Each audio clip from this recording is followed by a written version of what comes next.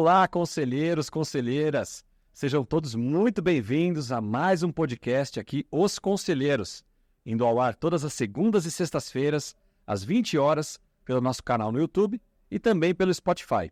Se é a sua primeira vez aqui no nosso canal, te convido a fazer a sua inscrição e ativar o sininho para que você seja notificado sobre os próximos episódios. Nosso podcast Os Conselheiros traz sempre um empresário, um executivo, um conselheiro para contar um pouco da sua história de vida pessoal e profissional, trazendo insights, erros, acertos, para que nós possamos aprender com a história desse nosso convidado. Aproveito também para divulgar e te apresentar a nossa revista, Board Review, disponível para todos os board members e todos aqueles interessados em adquirir. Através de assinatura, você recebe na sua casa um conteúdo de qualidade, mundo corporativo, governança proativa e conselhos. Fica então aqui a recomendação da revista Board Review para você receber esse conteúdo também na sua casa. Hoje comigo, diferente de alguns episódios atrás, em que nós tínhamos nosso querido Udo Guilherme aqui me acompanhando, tenho o privilégio de trazer a vocês um outro board member que também vai fazer companhia conosco hoje aqui nesse processo de entrevista, meu querido Humberto. Tudo bem, Humberto? Tudo bem, Marcelo. Tudo Muito bom. obrigado pelo convite, me sinto honrado. Claro que estaria sentando o Udo, é uma responsabilidade muito grande, ele é um grande mestre. E você já esteve do outro lado dessa mesa sendo entrevistado. É verdade, é totalmente diferente. O mindset aqui muda totalmente. Isso deixa um recado aqui para você, board member, que está nos assistindo. Você hoje está no chapéu de telespectador, mas eu quero te convidar para ser assim como Humberto, protagonista. Venha participar mais da Board Academy através de todas as nossas programações, Board Insights, cafés da manhã aqui na nossa empresa, Board Series, você pode ser o nosso próximo palestrante, ou mesmo aqui no nosso podcast, sendo entrevistado, ou quem sabe, igual Humberto, participando como entrevistador. Fica o convite, nos procure. Mas, Humberto, um prazer enorme estar aqui com você, um cara que eu admiro, aprendi a admirar e tenho amizade, querido. Nós estamos trazendo uma pessoa hoje aqui para conversar, para aprender um pouco sobre a história dele. Conta pra gente, quem que é o nosso convidado? Marcelo, hoje nós temos aqui um grande profissional. Nós chegamos a conversar um pouquinho antes, saber um pouco de detalhe. Eu fiquei impressionado com a história dele, maravilhoso. Ele é um grande profissional da área de TI, mas desde lá da Era Jurássica. Uau! E chegou até aqui o dia de hoje, maravilhoso que ele tem para nos contar. Então, quero dar as boas-vindas ao nosso querido amigo aqui, o Sérgio Basílio. Seja bem-vindo, Sérgio. Muito obrigado, Humberto. Obrigado, Simonato. É um grande honra, um grande prazer estar aqui. E espero poder responder à altura as perguntas. Na verdade, um bate-papo quando nós estamos falando. É um prazer enorme ter você aqui, Sérgio, que assim como Humberto, começou em algum momento lá atrás como um board member, aceitou o desafio de, inclusive, trazer um conteúdo riquíssimo para a gente através do nosso Board Series, foi coautor do nosso livro Os Conselheiros, né? Inclusive, por coincidência, no mesmo volume em que o Humberto também participou. Sim. E agora hoje está tendo a oportunidade aqui também de contar um pouquinho mais dessa história para a gente através do podcast. Então, uma honra, um prazer enorme tê-lo conosco. Obrigado. Eu costumo dizer o seguinte, Humberto e Sérgio. Se a gente entra no LinkedIn de cada um de nós aqui, ou se pega um currículo, a gente vai ver lá uma foto.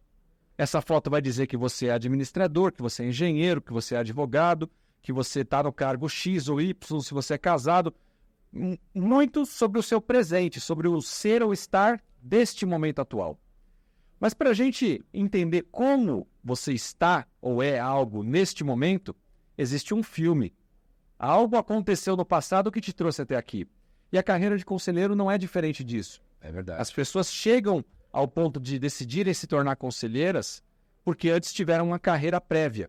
E entenderam que aquela carreira talvez estava acabando ou eles gostariam de ter um plano B, uma continuidade nessa carreira e olham para a carreira de conselheiro, mas trazendo todo um passado, uma bagagem riquíssima para justamente aplicar enquanto conselheiros. Com o Sérgio, tenho certeza que não é diferente disso. E a gente quer conhecer um pouquinho dessa trajetória, dessa história. Vamos voltar só alguns anos, voltando ali talvez da sua adolescência, origem familiar, onde você nasceu, cresceu, decisão sobre profissão inicialmente ali, na época de, acho que era colegial, não sei nem o nome, hoje em dia ensino médio, ginásio, né? Conta pra gente um pouquinho disso e a gente vai desenrolando a partir daí. Esse atrás de todo título tem um ser humano. A gente tem que conhecer o ser humano. Não é isso mesmo, né? Sou carioca e costumo dizer que sou carioca ao cubo, porque eu nasci no estado do Rio, na cidade do Rio e num bairro chamado Rio Comprido. Então, tive toda a minha infância lá naquela região, zona norte do Rio de Janeiro. E meu pai, militar, ex-militar, fiz concurso para o colégio militar, passei muito bem. E fiz toda a parte de ginásio e do científico, né? Antigo científico, hoje ensino médio, no colégio militar. E as coisas foram se encaminhando para eu ir para a área de computação. E a história é muito curiosa, porque um tio que era diretor da Escola de Engenharia Civil da PUC do Rio, quando eu passei para o colégio militar muito bem classificado, ele falou, você vai trabalhar com computadores. Que diabo é isso? Eu tinha 11 anos de idade. Numa época que não havia computador em casa ainda. Não, os computadores eram mainframes. Exato. Poucos terminais, eram tudo cartões perfurados, uma época jurássica, como disse o Humberto. E ele falou, você vai trabalhar com computadores, e aquilo ficou na minha cabeça e nunca saiu. Essa que é a verdade. Passei para a PUC, muito bem também, muito bem colocado, e fiz engenharia eletrônica na época, não havia engenharia de computação como tem hoje. Engenharia eletrônica voltada para microcomputadores, software e hardware. Essa foi a minha formação. Depois fiz o mestrado também na PUC do Rio, ainda nessa linha, e comecei a trabalhar, já com 23 anos, que muita gente começa a trabalhar cedo. Eu estudei muito e comecei a trabalhar só aos 23, já numa empresa brasileira, lá do Rio de Janeiro, que fazia máquinas de loteria esportiva. Eu era o desenvolvedor, eu era um engenheiro de software, eu fazia software. Qual o nome dessa empresa? Racimec. Racimec. Uma empresa que já não existe, ela foi comprada por uma empresa chamada G-Tech, que é a maior fabricante de máquinas de loteria esportiva do mundo. Eu pensei na G-Tech porque eu importava as máquinas da G-Tech para o Brasil ali por volta de 96, 97. Foi quando ela comprou a Racimec. Ela é uma multinacional e toda a parte de loteria esportiva que era da Caixa Econômica passou a ser controlada por ela. E foi uma escola. É o momento da reserva de mercado. Humberto seguramente sabe, a tecnologia da informação no Brasil tem dois momentos bem distintos. Durante a reserva de mercado, que durou de 75, 76 até 92, quando ela acabou, onde não podia se importar hardware nem software. Quer dizer, como assim? É assim mesmo. Se houvesse similar nacional, e é um assunto que a gente pode falar horas sobre isso. Reserva de informática, mas não é o ponto principal aqui. Durante a faculdade, você não trabalhou, você só estudei, exatamente. Trabalhava na PUC como professor adjunto, mas, digamos assim, não estava no mercado de trabalho. E durante o mestrado também era professor adjunto do curso de engenharia. A referência para fazer, que na época não era TI, né? Qual que era o nome da formação? Engenharia eletrônica. Engenharia eletrônica. Quer dizer, se misturava hardware e software, não havia software. O conceito de software surgiu... O tal da ciência da computação não tinha. Muito depois. Hoje você tem várias especialidades que são muito diferentes. O cara que trabalha aqui com hardware vai para o foco, trabalha com software básico é outro, software aplicativo é outro. Se dividiu em várias disciplinas, vários campos, né? E no meu ensino médio, talvez tenha sido um pouquinho para frente da sua formação, no meu ensino médio eu fiz técnico em eletrônico. Técnico eletrônico. Mas já existia no ensino médio o processamento de dados. Eu lembro desse nome porque foram as duas opções ali que eu tinha. E eu falei, não, eu vou no eletrônico. Porque meu pai queria que eu fosse engenheiro eletrônico. Né? E ainda bem que eu fiz o técnico eletrônico, porque eu falei, pai, não é para mim isso aqui. Não gostei. Fui fazer estágio numa fábrica, detestei. Não gostou. Ele falou, você vai ser o quê então? Porque parecia que só existia médico, advogado ou engenheiro, né? Eu falei, não, médico e advogado também não. Eu sabia que eu queria ser um executivo. Eu não sabia o que o executivo fazia. Mas eu queria trabalhar de terno, gravata, num escritório. Era isso que eu queria fazer. E aí foi naquela época que o Collor abriu o mercado para o comércio exterior. eu entrei numa das primeiras turmas de comércio exterior, por isso que eu importava as máquinas da Logitech e entre outras tantas coisas. Mas você, como na sua introdução aqui, né, Humberto, falou que ele pegou a TI lá no comecinho. Lá no começo. E é um grande desafio. Porque só substituía uma máquina de escrever. Não tinha conexão com internet, Exatamente. não existia e-mail, nada disso. As máquinas, o computador pessoal foi lançado pela IBM em 1981. Eu já tinha terminado a graduação, estava fazendo a pós-graduação. E também não sabia assim, bem o que a gente ia fazer com esse negócio. A gente não tinha muita aplicação. Como Humberto falou, substituía a máquina de escrever. Era um editor de texto, jogava na impressora com todas as facilidades do editor de texto, que na máquina de escrever você não tinha. Com o surgimento da internet, em meados da década de 90, estamos falando de quase 10 anos, a gente trabalhava com o computador quase como uma máquina de escrever. Tudo mudou. A internet foi o ponto, foi a tecnologia disruptiva que transformou o computador pessoal na ferramenta que nós sabemos que ela é hoje. Até a internet ela era uma máquina muito limitada, extremamente limitada, porque ela não se comunicava. As redes locais eram... Rede Novel já era uma rede local, cliente-servidor. O cliente-servidor foi que o computador pessoal, junto com o cliente-servidor, que foi uma tecnologia criada pela IBM, na verdade, mas quem disseminou foi a Novell, com a rede Novell, ela era uma máquina... As máquinas eram standalone, elas não falavam com nada. Quando você colocou ali em rede, podemos compartilhar arquivos, compartilhar informação, trocar banco de dados. Essa foi... E a internet veio, pegou a rede local e jogou para fora.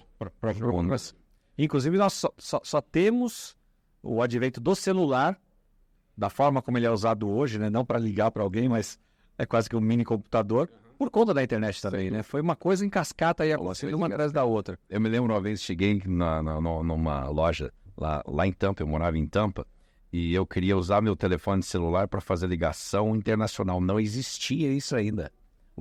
Não tinha como usar o celular para fazer ligação internacional, tinha que ser landline. Olha o que isso permitiu hoje, e hoje é de graça, né? Vamos dizer, você vai no WhatsApp, é inacreditável. O que aconteceu com a tecnologia? Junto com os computadores e computadores pessoais, estamos falando aí de Microsoft, IBM, depois Compaq e as redes, a rede Novell, as redes da IBM, que é as chamadas Token Ring. E isso mudou o mundo. E conta pra gente agora, voltando pra sua carreira, né? Então, 23 anos ali, se formando, né? E aí você entra na primeira empresa. Isso. Que empresa foi essa? Fazendo o quê? A Acimec sendo... Acimec, verdade. Engenheiro de software, né, cara? Desenvolvia programas para essas máquinas, que eram máquinas de loteria esportiva, mas serviam para atividades bancárias, atividades comerciais, era um ponto de venda. O que mudava era o software. Eu escrevi o software. 2 anos depois eu era o diretor, eu era o gerente da área, cuidava de toda a parte de desenvolvimento e tive meu primeiro cargo de gerência antes de 30 anos. E era um grupo de 50 pessoas, entre engenheiros, técnicos, programadores, analistas de sistema, e eu não tinha nenhum preparo. Eu era engenheiro, gente. Engenheiro. E de repente tinha 50 pessoas que eu era gerente. Foi um aprendizado duro. Não tinha MBA na época. Estamos falando de 81, 82. Isso. Já existia lá fora. Aqui no Brasil nem não sabia o que era MBA.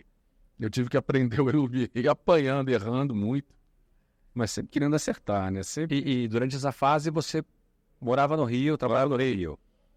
Ainda com seus pais ou já casado? Já casado com a minha primeira esposa, mas ainda no Rio de Janeiro. E com muita raiva, porque eu sempre trabalhei na área comercial. Depois da parte de área técnica, quando você vai subindo dentro da área técnica, chega uma hora que você bate com a cabeça na área comercial. Tem que ir. Você não tem jeito. Você tem que fazer os caras comprarem o seu produto. Quem é melhor de falar do produto do que o gerente de desenvolvimento? O sujeito que fez, coordenou a equipe, fez aquele produto. Então eu virei um vendedor. E eu ia, desenvolvia o negócio, na hora de fechar vinha um cara de São Paulo, que o cliente fechava era aqui em São Paulo. E a empresa tinha um escritório aqui em São Paulo, quem fechava era um cara de São Paulo, e eu não ganhava comissão. Só ficava vendo. Falei, vamos mudar esse jogo, né? E Em 93 mudei para São Paulo. Foi outro salto da minha carreira. Antes de ir para São Paulo, durante esse período dos 23 anos até 93, então, Rio de Janeiro, mas na mesma empresa? Não, primeiro na Racimec, depois eu montei a minha empresa. Montei uma empresa de desenvolvimento de software, sempre desenvolvimento de software, onde eu prestava serviço para Petrobras, Vale do Rio Doce e outras estatais lá do Rio de Janeiro. Principalmente para o sistema da Petrobras. Complexa. Petrobras são um monte de empresas. E eu desenvolvi muito software, contratei muita gente para desenvolver para eles. Hoje se chama body shopping, onde você bota um sujeito, seu empregado lá dentro do cliente para desenvolver software. E fiquei bastante tempo, até que veio o Collor, abriu o mercado e pintou uma oportunidade incrível, que eram as multinacionais que não podiam entrar no Brasil. Gente, estamos falando de HP, estamos falando de Toshiba, estamos falando de Dell, estamos falando de Microsoft. Não podia vender o Windows no Brasil antes da abertura do mercado. O Windows. Vamos voltar um pouco, voltar um pouquinho aí, onde para ter um videocassete em casa era uma coisa de luxo, né? Era muito caro ter acesso a esses equipamentos, né? Exato. Eu não vivi muito essa época no Brasil, que eu já morava fora, tinha acesso a isso muito facilmente. Mas olhando assim na linha do tempo dos acontecimentos, né, até chegar a todo mundo a ter esse acesso a isso no Brasil, levou um pouco de tempo, né? E nessa linha do tempo aí, eu estava fora do Brasil, quando é que foi a grande explosão disso no Brasil? Você estava lá, com certeza participou. Quando o Collor abriu o mercado. Quando ele falou que o Brasil só fazia carroça, ele não estava falando só de carro, ele falava de computador também. E era só carroças. Eram com tecnologias antigas. A Intel lançou os vários processadores, todo mundo sabe. O 8086 foi o primeiro, depois o 8186, 286, 386, 486. Várias dessas famílias não vieram para o Brasil. Porque até os caras daqui tinham empresas brasileiras copiarem, a Intel já tinha lançado uma outra. Então, na época tinha a Itautec, não é? Itautec, várias empresas brasileiras que morreram todas elas, quase todas, que viviam de copiar os computadores americanos e os donos das tecnologias não podiam vender aqui, né? O cara pegava, fazia uma cópia muitas vezes ilegal, às vezes legal, às vezes comprava a tecnologia, pagava o royalty, mas muitas eram totalmente ilegais. Muito contrabando de placa CPU. Foi uma época complicada. Aí o Collor falou, negativo, pode importar tudo. Isso mudou o mercado. Essas empresas sofreram, realmente sofreram, mas a maioria delas morreu. Mas o Brasil, a população teve acesso à tecnologia, da informação. Software e hardware a preço justo. Ainda pagando imposto de importação, mas podendo importar. E podendo comprar computador, podendo comprar software, rede local, equipamentos de segurança, roteadores, switches, enfim, tudo aquilo que a gente tem hoje não podia importar. Lembrando que nessa época do Collor, a gente não tinha internet ainda. Não. Ou era de escada? Não tinha. Não tinha. Estava começando. A internet explodiu no mundo. Isso. A internet explodiu no mundo. Década de 90, mas especificamente em torno de 95. Em 95 começaram a ter e-mails do Brasil. 95 só. Antigamente lá nos Estados Unidos, antes disso já tinha. Na verdade, a internet lá surgiu com a ARPANET, que foi uma coisa das universidades americanas. A história é longa disso aí. Mas a partir meados da década de 1990, a internet explodiu. Aí toda a infraestrutura tecnológica foi necessária e podia se importar. Então foi o boom da tecnologia de informação, também foi um turning point, um ponto muito, muito importante depois da abertura do mercado e nunca mais paramos.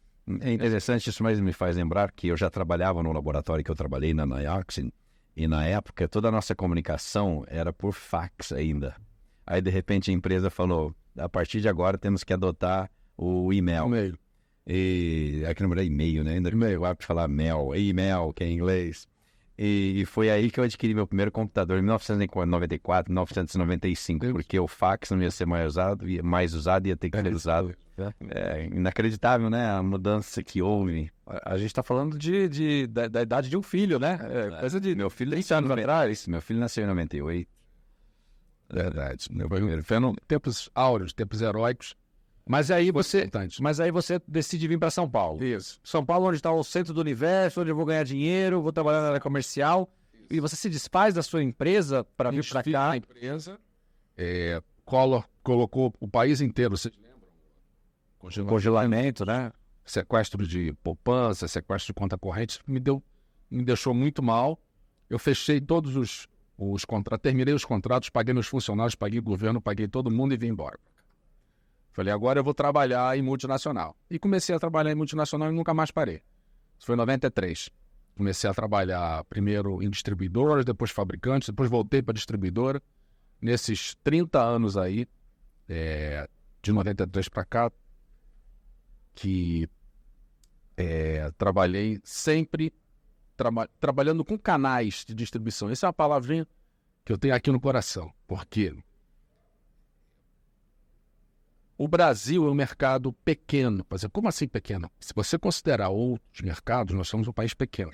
O Brasil é em torno de 2% dos negócios de TI do mundo. 2%, 2%. Nós somos o quinto maior mercado do mundo. Nós somos só 2%. Uau, inacreditável. Então, mas não tem um outro indicador, e eu não sei se eles se falam, de que o Brasil, eu não sei o ranking, se é primeiro, mas assim, é bem expressivo em número de aparelhos celulares. Em aparelhos celulares, em várias coisas. A gente ganha, né? Mas quando você junta o dinheiro todo, que é nos Estados Unidos, estamos falando aí, o mercado de TI hoje deve estar em torno de uns 30, 40 trilhões. Uau! Então, quando você fala o mercado dos Estados Unidos, fala de 30%. Aí o mercado como o europeu, todos, é 30%. Os outros 33% que faltam, você divide pelo mundo inteiro. O Brasil fica com 2%. E é pouco. Então, como é que você investe num país que te dá 2%? Pense numa corporação. Se você é o CEO de uma corporação, nos Estados Unidos ou na Europa. Onde eu vou investir? Nós somos globais. Temos que ter operação no mundo inteiro. O mercado pede empresas globais hoje. E é uma oportunidade enorme. Onde é que você vai botar o dinheiro? Onde tem 2%? Só que você consegue, com canais de distribuição, ocupar o mercado sem ter que gastar. Diretamente. Veja bem, trabalhar com canais não é de graça. Mas você põe parceiros. Eu trabalhei em distribuidoras. Hoje, o Brasil tem em torno de 20 mil revendas de TI e telecom. 20 mil. 2 mil vendem 80%. Mas tem 20 mil. Qualquer cidade do Brasil... Eu tenho uma fazenda no sul de Minas, numa cidade chamada Toledo. Não é Toledo de Paraná, não. Toledo de Paraná é uma cidade grande. Toledo de Minas Gerais é bem menor. Lá tem uma empresa de TI. Aliás, tem mais de uma. E esses caras vêm da tecnologia, não é IBM que vai. Você acha que IBM vai a Toledo? Você acha que a HP vai a Toledo? Não vai. O Brasil tem 5.565 municípios. Os fabricantes atendem as capitais e mais 10 cidades. Interior de São Paulo, interior de algumas cidades do interior do Rio e acabou. Eles funcionam como representantes comerciais. São vários tipos, né? Existem... É o chamado canal One Tier. O que é o canal One Tier? É o fabricante, eu fabrico copo. Eu tenho as minhas revendas que vendem para o usuário final. Entre o fabricante e o cliente final tem One Tier, um nível. E tem o famoso canal Two Tiers, que é o mais famoso na área de TI, onde você tem distribuidores ou atacadistas, o nome do comércio é atacadista, na área de TI é distribuidores, que compram dos fabricantes, fazem estoque e vendem para as revendas, que essa sim vendem para os usuários finais. Two Tiers, 2 níveis, entre fabricante e cliente. Mas come margem, Sim, come margem, claro. Cada vez que você emite uma nota fiscal de serviço, você gasta 10%, PIS, COFINS, e outros bichos. E mais 5, 6 de margem para o cara, você tira 20% do... Mas é o custo do progresso e aí tem a tecnologia chegar até... Alguns grandes contratos o fabricante faz direto, certo? Todo fabricante deveria ter uma política de canais. A política de canais diz o seguinte: existe a venda direta, ou não, mas supõe que o cara queira vender direto, como você falou. E existe a venda para os canais de One Tier, são grandes integradores, por exemplo. A SAP utilizando a Stefanini. A Stefanini é um ótimo exemplo. Ela vende direto para o usuário final. E tem as outras empresas menores que compram de distribuidores. Por uma questão de crédito, por uma questão de treinamento, de suporte técnico. O distribuidor é a extensão do fabricante. Então, todo fabricante tinha que ter isso em mente. Eu tenho a venda direta, eu tenho a venda one-tier, eu tenho a venda two-tiers com o distribuidor no meio. E criar as regras para que isso funcione bem, harmonicamente. Elas não conflitam desde que você tenha regras. Se você não tem regra, imagina você uma revenda lá de Toledo tentando vender para uma grande indústria lá da região. A gente tem o grande polo industrial lá é Extrema, cidade sul de Minas conhecida. Mas uma revenda de Toledo achou um negócio lá numa grande empresa de Extrema. Só que o fabricante aqui de São Paulo também vai lá. E um dos canais, e a Stefanini, por exemplo, o outro grande integrador, também vai lá. De quem é o negócio? Então, se não tiver uma regra para controlar o território, dificulta também eles até investimentos para crescer, né? Programa de canais. E algumas regras de ouro. Você não pode tirar um negócio da mão da revenda. Se ela levantou o negócio, ela tem que ganhar. Se vira, companheiro. Você não pode deixar ninguém atravessar ela com a política de preço não está correta, o cara chega lá com um preço menor. Então o cara trabalhou, tem o preço X, o outro tem X menos 10%. O comprador, grande empresa, não quer nem saber quem fez o trabalho, compra o menor preço. E essa empresa, essa revenda, fez todo o trabalho de prospecção, fez prova de conceito, perde o negócio. Você está morto. Ela nunca mais volta. Mas não estão protegidos por contratos territoriais? Qual o problema nessa área que não fazem isso? Atravessa o outro mesmo território. Tem fabricante que tem uma política de território bem rígida. O estado de Minas Gerais é das revendas ABC. O estado de São Paulo, de 10... Só que isso tem um problema. Nos Estados Unidos, por exemplo, isso é proibido. É a lei Antitrust. É o Antitrust Act. Que é o seguinte, você não pode obrigar ninguém a comprar. Um fabricante não pode obrigar ninguém a comprar de um cara que ele quer. Você, cliente, tem que decidir. Se você quiser comprar, se você é da Flórida e quer comprar de uma empresa da Califórnia, você tem o direito. Nenhuma regra pode ir contra isso, porque senão cria-se feudo, né? Você mata o cliente. Mas eu não gosto dessa revenda aqui da Flórida. Você tem que comprar dela. Então, a lei americana não permite. Aqui no Brasil existe o CAD, mas o CAD não entra... Não existe uma lei antitrust como há nos Estados Unidos. Então, existe certa liberdade. Mas os fabricantes americanos, quando vêm para cá, falam assim, exclusividade nananinha, não pode. Não pode ter exclusividade do estado de Minas para a revenda ABC. A revenda ABC é de Minas, ela pode ter vantagens, porque ela está do lado, não tem o custo de viagem. Um cliente nos procura aqui na central, a gente vai distribuir para você que está aí, né? Exatamente.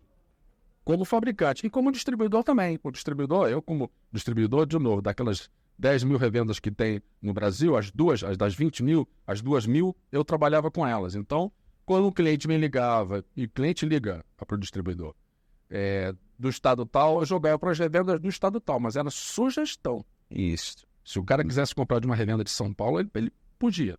Os fabricantes, como são americanos e europeus, têm esse medo de contra a lei lá nos Estados Unidos, que você é punido lá se fizer isso aqui.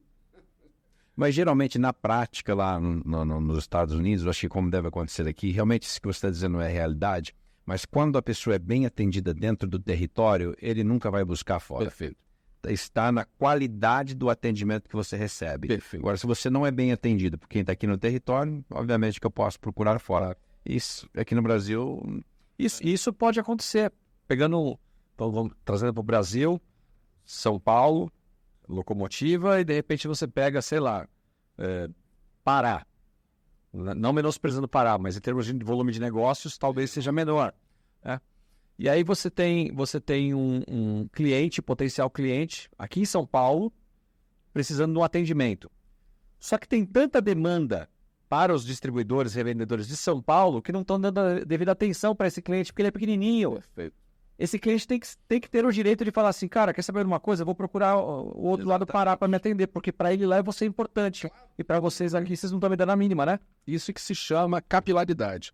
Por isso que a capilaridade é muito importante. Jamais uma empresa de São Paulo, usando seu exemplo, vai dar atenção a um cliente de Belém quanto uma revenda de Belém. Às vezes são até parentes, amigos, fizeram faculdade juntos. Agora, se essa revenda de Belém estiver bem treinada, ela tem que estar bem treinada, tem que estar com a comunicação muito aberta com o distribuidor ou com o fabricante, ela vai atender perfeitamente. É menor? Claro que sim. Talvez ela não tenha todos os requisitos técnicos para dar uma solução para o problema daquele cliente de Belém.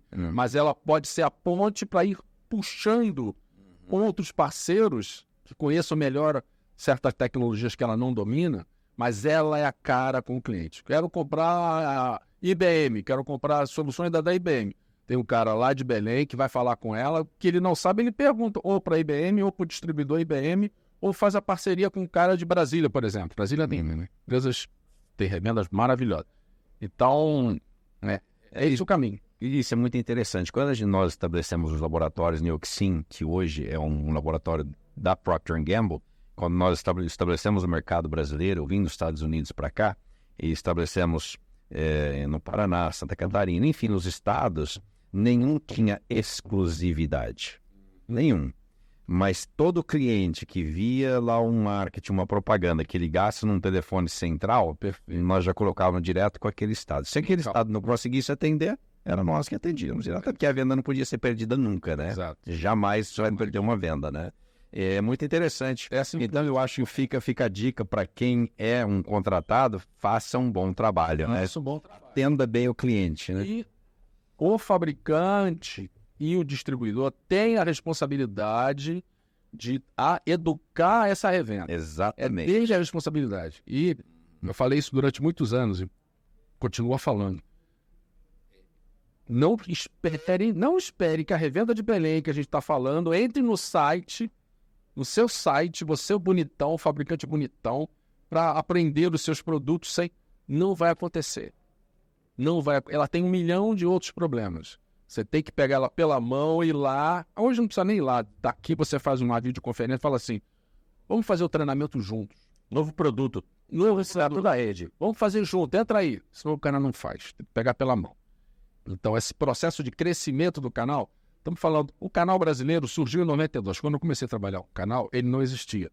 Pelo motivo que não tinha importação de produtos. E os fabricantes brasileiros tinham seus parceiros muito limitados, mas não havia o conceito de canal de venda e distribuição como nós temos hoje. Então, eu vi isso nascer e participei desde o início. Eu falava para os fabricantes, é nossa responsabilidade ajudar na formação, no crescimento desses caras. A gente não pode esperar 20 anos. E a gente acelerou esses caras. Hoje nós temos um canal... Tem que ser proativo. Tem que ser proativo. O canal brasileiro de TI e Telecom, gente, está nos melhores níveis do mundo. Mesmo representando 2% aí do... Mesmo representando esses 2% a gente faz muito bem. Que legal. Muitíssimo bem.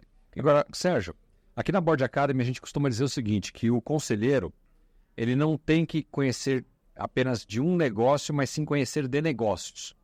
E você é um cara com vasta experiência em tecnologia, né? Antiga TI, antiga ciência da computação, enfim.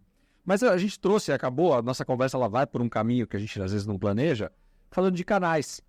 E aquilo que se aplica tanto na área da tecnologia, se aplica a qualquer outro negócio, né? Então, o empresário aqui que está nos assistindo, né? E que está visualizando nisso que você está falando, caramba, eu tenho um produto aqui, ou um serviço, e eu estou lutando com os meus vendedores internos para poder ter capilaridade e não estou usufruindo de uma parceria com distribuidores, com revendas locais, não consigo ter esse plano, essa regra bem constituída. Uma pessoa como o Sérgio, com background de tecnologia, mas com conhecimento de canais, pode ajudar essa empresa, concorda? É isso que eu estou tentando, isso que eu escrevi no livro, o nosso livro de Os Conselheiros do Board Academy. Eu leio o livro Conselheiros do Board Academy. Transformação digital e vendas indiretas. São os 2 pontos que eu me considero em condições de ajudar as empresas. Qualquer empresa, estou falando de agronegócio, varejo, precisa ser TI. Aliás, de TI eu não preciso ajudar os caras em transformação digital, eles fazem isso todo dia com os clientes deles. Eu posso ajudar uma empresa de agronegócio a transformá-la digitalmente, para que ela entre no mundo digital. Agora, vendas indiretas, é o que você falou, Simonato, todo de palito de fósforo a avião, a Boeing, você precisa de canais. Palito de fósforo a Boeing. E incluído serviço. Essa é a grande verdade. Então, E é uma dificuldade. E é uma dificuldade, porque não é fácil. As pessoas reclamam, puxa, mas eu tenho os canais e eles não vendem nada. Qual foi a última vez que você treinou os seus canais? Ah, esqueci, não lembro. Não, tem a convenção de vendas, tem aquela convenção de vendas anual. O pessoal mais vem para beber do que para aprender alguma coisa. Exatamente. Tem que estar sempre... Existe um profissional dentro da empresa que é a Indirect Sales Account, ou Indirect Sales Manager. É o cara que trabalha com vendas indiretas. É o cara que ele não vende nada, ele faz a revenda vender para ele. Esse cara é fundamental nas empresas. Geralmente não existe. Eu pego um vendedor, pô, você conhece alguém lá em Belém? Eu conheço um primo. Vou usar ele aqui como um representante. Isso. Tem que ter um programa, tem que ter os PIFs, tem que ter rebates, tem que ter um monte de benefícios para a revenda trabalhar com você e não com o teu concorrente. É simples assim. Eu trabalhei numa empresa, e sem citar o nome até em respeito, e que me chamava a atenção, ela tinha um plano de representações bem estruturado. E os representantes, eles ganhavam muito bem. Na época, eu ainda estava no começo de carreira e me assustava. Assim, falava, como é que pode? O representante ganha mais do que o nosso presidente. E ganha mesmo, faz um bom trabalho. Todo aquele setor, aquela região é dele, né? Então, é uma excelente profissão. É uma forma da empresa conseguir essa capilaridade sem ter que inchar o seu quadro com funcionários, até porque você ficar gerindo. Imagina, funcionário pelo Brasil inteiro e você com uma sede em São Paulo, em qualquer lugar. Muito complexo, né? Ele tem que pensar com a cabeça de dono. Isso. Se ele não pensar com a cabeça de dono, se ele pensar com a cabeça só de um colaborador, que é extremamente importante, mas quando ele passa a pensar como o dono do negócio, ele passa a agir como dono, mesmo que não seja dele. Exato. E aí o resultado é totalmente diferente. Totalmente diferente. E você tem essas 20 mil, falando de TI, mas seguramente outros segmentos, outras verticais também tem tantos parceiros quanto a área de TI. Então, na sua mão para você escolher e trabalhar com eles. E eu trabalhei com vários fabricantes, a minha última posição foi na TD Synnex. TD Synnex é hoje o maior distribuidor de produtos de informática do mundo. Eu era da Westcom, que foi comprada pela Synnex, que agora depois se juntou com a TD, virou a TD Synnex. 62 bilhões de dólares por ano, 22 mil funcionários no mundo inteiro em 100 países. Então, eu tinha os meus fabricantes aqui no Brasil. E um grande fabricante, gigante, chegou para mim, Basílio, eu tô bem de venda direta, cara. Eu falei, quantos vendedores você tem? Eu tenho 30. Falei, com 30 vendedores, você não atende nem a Avenida Paulista. Nem a Avenida Paulista. Quanto mais o Brasil. Quantos dos teus vendedores visitaram pela última vez Porto Alegre? Recife. Não adianta, tem gente lá, cara. Agora, não é só nomear, assinar o contrato, sair na foto e ir embora. É isso que eu tô falando. Vendas indiretas é um trabalho, é uma estrutura à parte do vendas diretas. Muito trabalho. E funciona. Funciona. E ela é muito boa. Se você souber, resultados são... Gente, como é que vocês acham que a Microsoft, a empresa mais valiosa do mundo, semana passada virou a Microsoft? Ela fica brigando com a Apple. É o valor da ação. A Microsoft. Vocês acham que a Microsoft virou o que é com venda direta? Você já viu algum vendedor da Microsoft? O vendedor da Microsoft do Brasil vai no Bradesco, vai no Itaú, vai no Banco do Brasil. O resto é canal. Virou a maior empresa do mundo, 100%, praticamente 100% canal. E é só que ela trabalha muito bem, ela treina o canal dela, dá incentivo, leva os caras para evento em Las Vegas, gasta muito dinheiro para ganhar muito. Então, vendas indiretas, Simonato e Humberto, é o que eu acho que eu posso ajudar as empresas como conselheiro. Ajudá-las não fazendo, mas ajudando a achar os caminhos e botar as pessoas certas, e indicar os caminhos certos para que... A escolha das pessoas para fazer é a grande sacada. Porque às vezes, como você disse antes, tem um primo.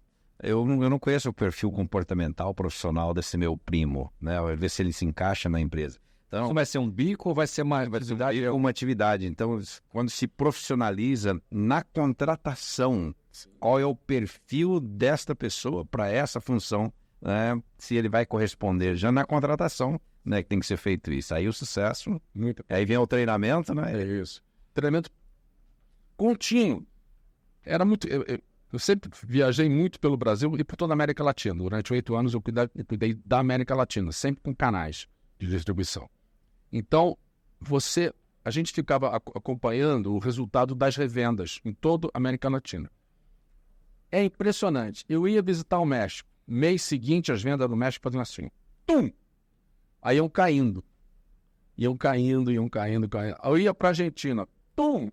É impressionante a ida de um cara da matriz, digamos assim, a América Latina. O Brasil cuida da América Latina normalmente. Não precisa nem ver um americano, não. O brasileiro resolve. Tá em contato, vai o dono da revenda fazer o jantar com você, o evento, as vendas, e você tá lá agradando o cara, fazendo carinho no cara, dizendo assim, eu me preocupo com você. E o gerente ou diretor de vendas diretas não tem tempo para isso? Não tem. Tem um time para gerir? Ele tá indo lá na Venda Paulista, aqueles gigantes de lá.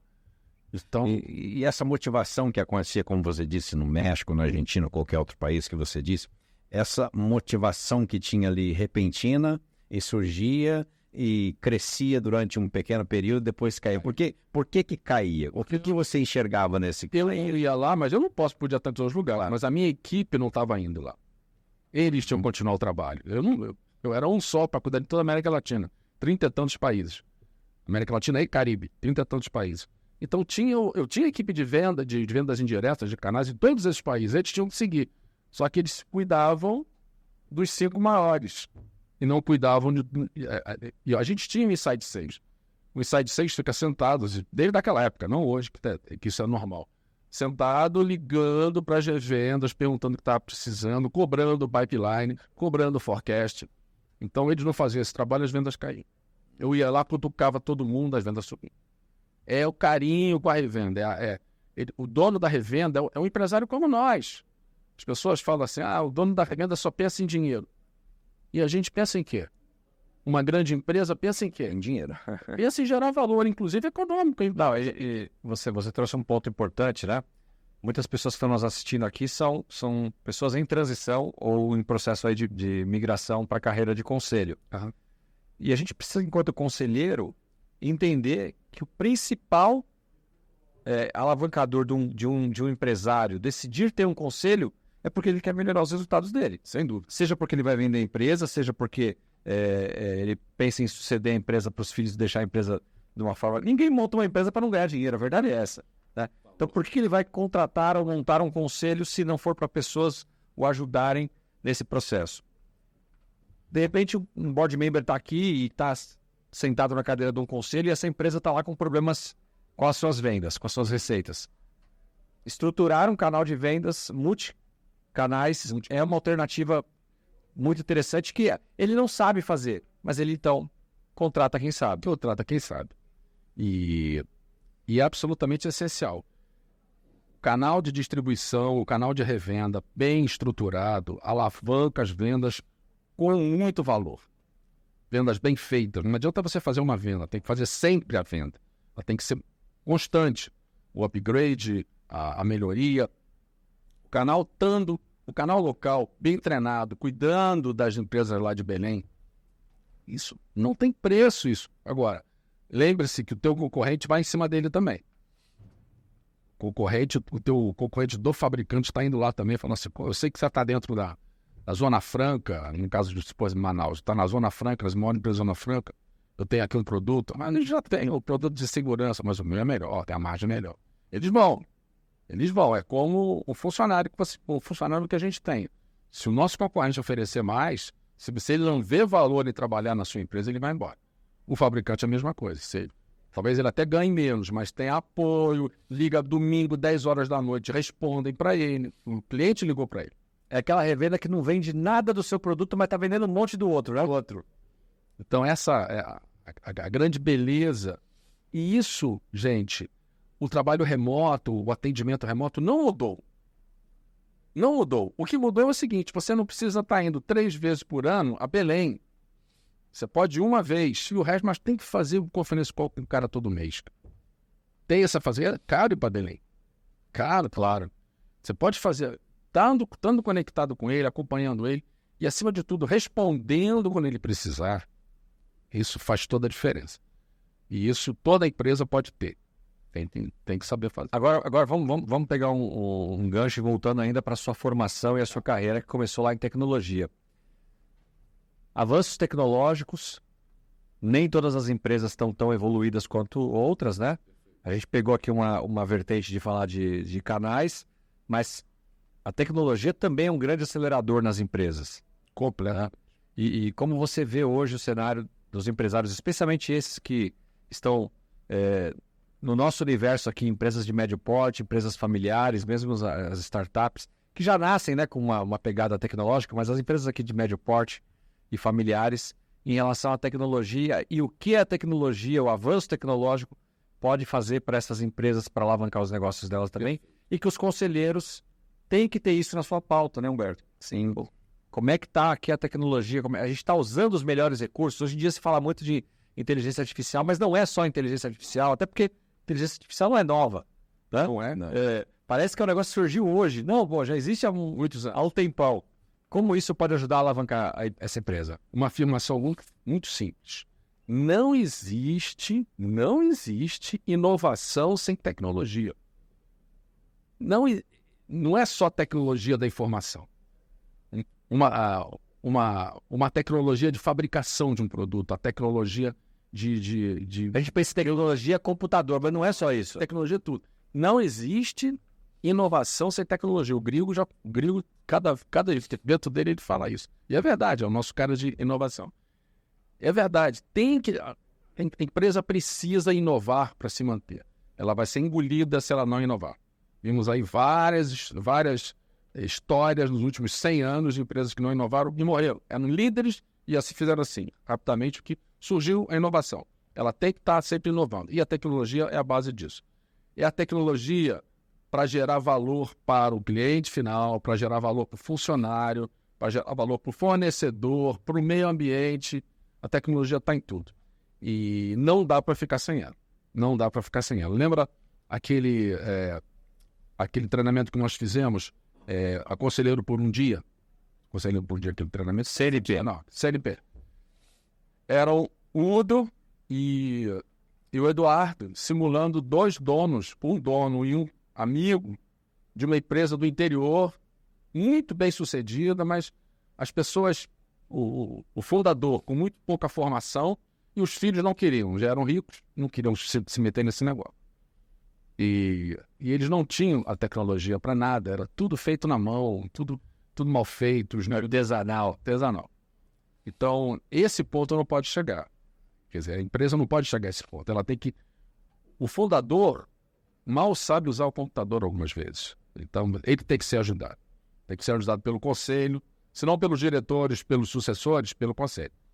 Tem muita gente que está nos assistindo aqui que está falando, não é possível. Tem empresa ainda hoje, nessa situação, com baixa tecnologia ou nenhuma, tem. Eu visito várias empresas onde tem uma secretária, alguém que imprime todos os e-mails para o dono ler. Ele não acessa computador. Imprime para ler. Imprime para ler e ele dá um ok, o que é para fazer, e ela então volta naquele e-mail dele e responde por ele. Conheço um, dois, três, vários. Ainda existe essa safra. Infelizmente, ainda existe essa safra. Mas para o conselheiro, para quem nos assiste aqui, que é como conselheiro, e também a quantidade do que o Marcelo acabou de dizer, que não se adequa a novas tecnologias, o fim deles já está escrito, já. Porque não vai existir um progresso ali dentro daquela empresa, não é verdade? Porque se não se atualizar, não adianta, né? Vai terminar, porque vai chegar um ponto que quem que vai imprimir esse e-mail para ele? Não é verdade? O Farias tem uma frase bem interessante que ele fala assim, que uma empresa ela tem 3 destinos possíveis. O primeiro, ser sucedida, ou seja, um fundador vai passar ela para um herdeiro. Né? O segundo, ela ser vendida. Então, em algum momento, o dono não quer mais, surge uma oportunidade e vende para um grupo maior, né? Faz um IPO, enfim, alguma coisa do tipo. E o terceiro, que é a pior situação que pode acontecer, é a empresa fechar, né? Falir. Nenhum empresário que está aqui nos assistindo quer que a sua empresa feche. Perfeito. Mas se ele não se conscientizar de que, primeiro, ele não é eterno, aí o mundo diz, né, que tem empresário que, se eu morrer, Tem empresário que acha que não vai morrer nunca. Mas, mesmo que você não morra, tomara que você não morra, mas ainda assim um dia talvez você queira tirar o pé. Usufruir de tudo isso que você conquistou até agora, né? Conselho pode ser uma ótima alternativa para sua empresa. Você pode estar num conselho, você pode contratar profissionais para executarem aquilo que você executa hoje, você pode preparar os seus filhos, os seus sucessores para assumirem um negócio e junto com você no conselho ter profissionais, assim como o Humberto, assim como o Sérgio, cada um com um background, uma experiência diferente para ajudar o seu negócio a continuar se perpetuando, seja na sucessão ou mesmo numa possível venda para frente. As empresas que possuem conselho, elas têm um valuation melhor. Muito melhor.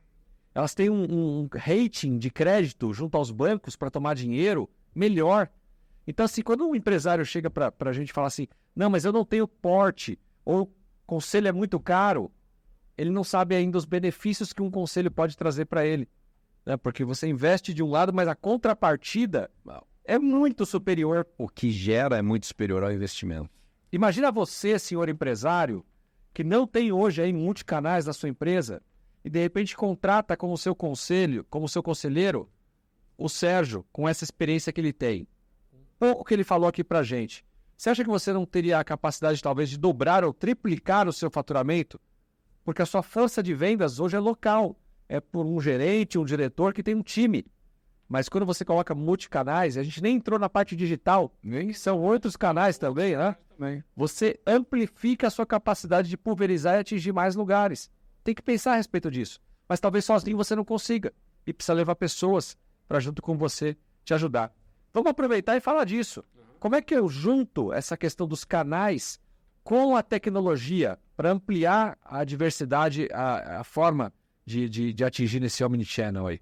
A tecnologia é a base para você montar um canal. Você não consegue gerenciar um canal com 100, 200 revendas sem tecnologia, sem controle de dados, sem BI, sem inteligência artificial, você precisa dela. E, obviamente, a empresa tem que ser permeada também com uma infraestrutura tecnológica mínima. Você tem que ter um ERP. Tem ERP grátis, gente. Tem ERP que não paga nada. Claro que não é um SAP, mas tem ERP grátis, tem CRM grátis para você buscar os seus clientes. A empresa precisa ter isso. E depois de um certo tamanho tem que pagar. Então, como é que vai ser o investimento em tecnologia? O conselheiro tem que ajudar nisso também, porque não dá para fazer... Você pega uma empresa que nem o do nosso amigo lá do CNP, lá A simulação do seu José. Não é para o seu José ter as coisas todas. Você não vai fazer de uma... O conselho vai ajudar a fazer, estabelecer. Temos que arrumar a venda primeiro, temos que arrumar recebimento, temos que arrumar isso. O conselheiro ajuda nisso. E o canal entra dentro dessa base, dessa estrutura tecnológica, o canal entra aí. Agora, ele tem que ter um time que cuide dele. Não pode ser o sobrinho que está desempregado. Vai cuidar de canais aqui, vai arrumar uns parceiros. Não é assim. Tem profissionais de canais muito bem formados, muita experiência. E uma coisa interessante, toda a formação, tanto de graduação, quanto de pós-graduação, quanto de MBA no Brasil hoje, não fala nada ou fala muito pouco em canais de distribuição. Eles falam em logística, eles falam em supply chain. Supply chain, gente, é um pedacinho desse tamanho de um problema chamado canal de distribuição. Canal de distribuição envolve logística, claro. Se você tiver que mover caixa de um lado para o outro, tem que ter logística. Agora, o canal de distribuição, e não existe. Quer fazer um MBA em canais de distribuição? Não tem no Brasil. Tem que buscar especialistas como o Sérgio Basílio. É uma coisa que eu sempre digo nos meus treinamentos com as empresas, que um grande problema que as empresas têm nesse canal, com o fator humano, com o capital humano, chama-se motivação. E eu sempre digo para eles, e sempre a gente faz esse treinamento, a motivação, ela tem que nascer de dentro para fora. Se alguém que está neste ramo de negócio, ele precisa de que o chefe dele empurra ele todo dia para motivação, essa pessoa não é a pessoa correta para esse canal. Porque muitas pessoas, a gente não para pensar nisso, nós recebemos estímulos externos desde que nascemos. anda, fala, e depois quando você aprende a falar, cala a boca, né? É não para isso, não para aquilo. E aí a criança começa na escola, ela é acordada pelo pai e pela mãe todos os dias para levantar para ir para a escola. E tem que ter estímulo para entrar em ação. E tem pessoas que mesmo adultas ainda ficam naquela de ter que ter estímulos externos. Se não houver uma mudança de mindset, os empresários até que nos ouvem aqui, para que a equipe de venda aprenda a técnica da motivação nascer daqui de dentro e não de alguém de fora falando comigo, porque essa daqui ela tem prazo de validade. Aquela que é in natura, que nasce aqui dentro, ela vem todo, o cara levanta e ele já sabe que eu me automotivo. Ele vai performar muito diferente de quem precisa de motivação externa. Então, às vezes eu até falo, pessoal, palestra motivacional é muito bom, mas ela é como um Red Bull, ela dura só alguns dias. Né? Então, você tem que realmente nutrir uma motivação que ela seja perene, duradoura, que nasce de dentro do próprio ser humano. Volta naquilo que o Sérgio trouxe da capacitação, né? É importante montar um time, ter foco, separar os responsáveis por canais e dar esse acompanhamento, esse treinamento para a ponta lá, porque a ponta se sente muito sozinha, órfã. E venda, gente, venda é ciência. Venda direta ou indireta, tanto faz. Você vender algo ou você fazer alguém vender para você, isso é ciência, não é arte. O sujeito é um grande vendedor. Tá bom, ele nasceu com esse dom. Se ele não for treinado, ele não vai performar. Pode ter o dom da música, mas se não aprender do, ré, mi, fá, sol, lá, si... 90% é transpiração e 10% é inspiração. Muito bem. Sérgio, estamos caminhando aqui para o final da nossa entrevista. Foi, na verdade, um grande bate-papo, né? Muito mais do que uma entrevista. E primeiro quero te agradecer muito pela sua presença, mas queria também que você deixasse aqui os seus contatos, o que você está fazendo hoje, como que as pessoas te encontram, como eu posso contratar o Sérgio para ser, de repente, conselheiro da minha empresa, me ajudar não só com a questão de canais, mas também com avanços tecnológicos aí, que eu sei que você é um grande especialista. Fala pra gente. Internet, e-mail, WhatsApp, LinkedIn, Sérgio Basílio, eu acho que só tem um, se não é Sérgio Basílio Oficial, os contatos são esses e vai ser um grande prazer. Eu hoje já sou conselheiro, inclusive eu esqueci de te falar isso. O Udo gosta muito de ouvir essas, e o Farias também. Graças à Bode Academy, já sou conselheiro de uma empresa, de uma startup de BH, e sensacional, são 7 ou 8 meninos vindos da PUC de BH e da Federal de BH, brilhantes, que tem um futuro enorme, essa parte de desenvolvimento do software ligado à inteligência artificial, ligado à transformação digital. Isso é hoje uma grande oportunidade. Não existe hoje, para mim, melhor oportunidade do que desenvolvedor de software, desenvolvedor de aplicativos. E eles estão ainda tateando, começando, são todos muito jovens, e eu estou começando a ajudá-los. Mas tenho banda aí para trabalhar em outros conselhos, espero trabalhar em outros conselhos. E, não sei, passamos os contatos agora. Eu tenho uma pergunta para você. A minha mulher, ela trabalha na área de tecnologia, embora ela não é da área de tecnologia, mas ela trabalha numa empresa que tem 45 mil funcionários. Na área dela, é uma empresa de tecnologia que carrega 45 mil pessoas na área de tecnologia. E eles sofrem muito com a falta de mão de obra. É muito procurada. Então, sempre que ela encontra algum jovem, ela fala, o pessoal faz TI, paga-se muito bem, é muito bom e você não fica desempregado. Então, talvez pode ter alguém lá nos ouvindo, que é algum jovem conselheiro também, ou que vai ser um conselheiro no futuro, ou alguém que queira para entrar nessa área de TI. Minha mulher está sempre recomendando os jovens a fazer. O que você diria para alguém que gosta de tecnologia? O que você recomenda? Olha, é muito simples. Quando eu entrei na PUC do Rio em 74, diziam, a área de informática é o futuro. Hoje a gente continua dizendo, a área de informática ainda é o futuro. Porque ele não acaba. Quem falava inteligência artificial há 2 anos atrás? A tecnologia já existe desde os anos 50, mas ela virou produto graças ao OpenAI, do ChatGPT, que agora todo mundo está fazendo algo parecido, amigável. E isso daqui para frente, o céu é o limite, gente. Então, hoje já se fala em formação de engenheiro de prompt. que tem engenheiro de prompt? Nossa, que diabo é isso? É o cara que vai estudar como falar com a inteligência artificial. Uau. Se você faz as perguntas erradas, você vai ter respostas erradas. Ou É uma evolução da copy, né? então, como é que você pergunta para o ChatGPT para ter algo útil, rápido, correto?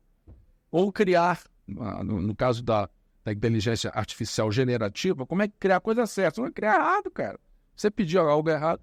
Então, ou seja, continue pensando que era de TI, para os jovens, quem está pensando em entrar na universidade, ou mesmo no ensino médio ainda, e não sabe bem o que fazer, vai para a área de TI. Não vai ter desemprego. Pode estar certo. O que vai mudar é o tipo de emprego. Isso vai mudar, como em todas as áreas. Porém, não falta. Excelente, Sérgio. Quero mais uma vez te agradecer pela oportunidade, pela aula aqui que a gente teve. Os assuntos mais variados e super relevantes para nós como conselheiros, para os nossos amigos aqui, executivos e empresários. Então, uma honra poder estar aqui contigo, te chamar de amigo e ter você entre a nossa família aqui da Board Academy. Humberto, você também, muito obrigado pela participação. Obrigado você, Marcelo. Perguntas, comentários super pertinentes.